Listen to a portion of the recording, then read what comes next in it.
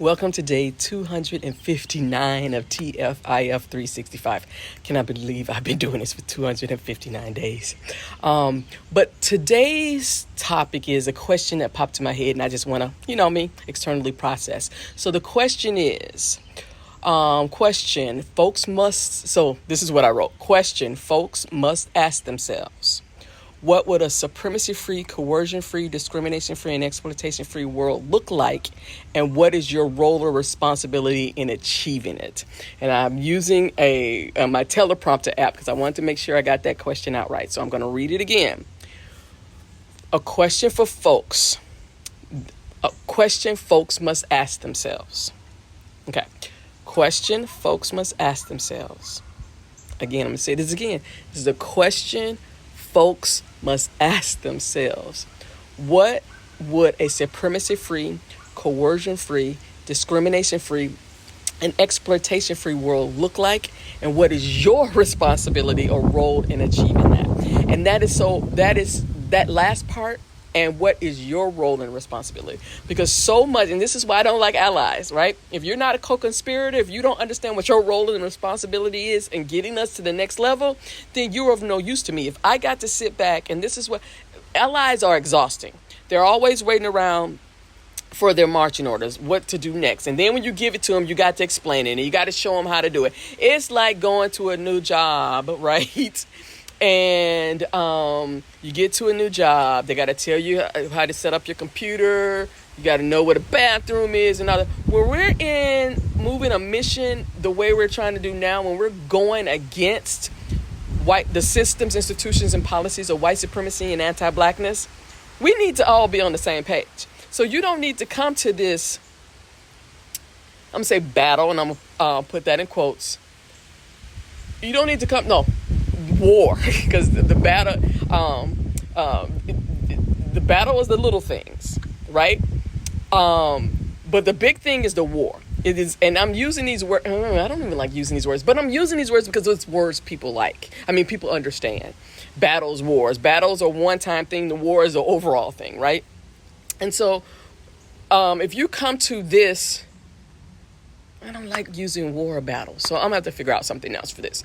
But if you come to, but I needed to have the kind of importance and seriousness and responsibility and heaviness of what we talk about when we talk about war and battle, because people lose lives, people are harmed, people are maimed, and that's where I just need to come up with maybe that's just it, and maybe that's just the truth, and that is just what it is. I don't have to like it, but it's the reality, and that's I'm gonna go with that, because that is why I had to go back to talking about white supremacy and anti-blackness. I didn't want to, because that's why I created supremacy-free, coercion-free, discrimination-free, and exploitation-free, so I could be for something and not against something. I did not want to spend my life fighting against white supremacy and anti-blackness. But because it is the root of every fucking thing, I have to talk about it. And not talking about it doesn't change the fact, doesn't make it better, doesn't say that it doesn't exist. It's just when I don't talk about it, people don't have the foundational understanding of why we're where we are.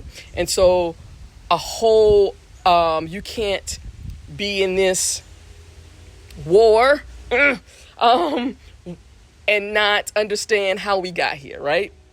We're not looking for people to just sacrifice their bodies for this. I want you to be on the other side with me, celebrating, happy, being your best, right? Living your best life, taking care of your family, taking care of yourself, taking care of your community, taking care of your friends, going to jobs where you feel welcomed and psychologically safe, so you can be innovative,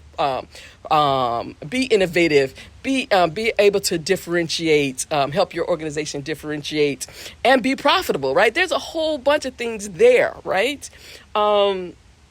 And so this is, we're at that point, because I'm seeing, and I've been saying this quietly, well, just to folks that I'm like, if what is coming out is this bad, the shit they're hiding, and this is not just about the U.S. Again, I have an international following. This is not about the U.S.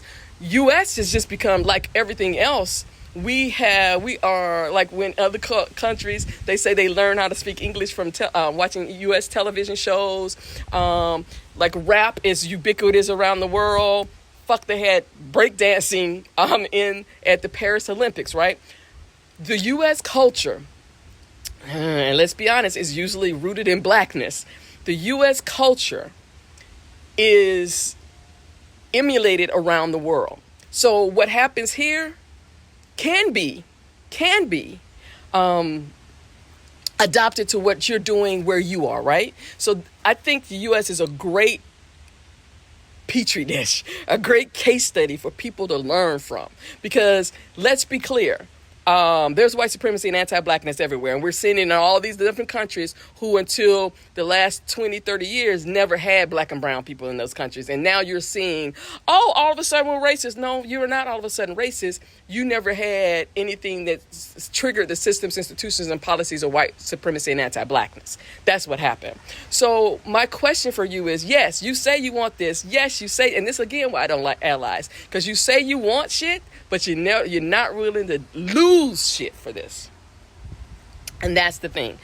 We got to lose something. We got to lose our attachment to anything that is rooted in supremacy, rooted in coercion, rooted in discrimination, and rooted in exploitation. And I say that because we've all been indoctrinated in the same systems, institutions, and policies. So we all behave differently. And that's why I say first step is always checking our own internalized white supremacy and anti-blackness. But my question for you today, this Sunday, is what is your responsibility? Do you understand what your responsibility and role is in achieving that? And if you do not at this point, then you're not here for the same thing that I'm here for. You need to figure that shit out. Because I would not be wasting time with people who don't understand what the fucking assignment is. And I got to spend the whole time fucking holding your hand. I'm not doing that.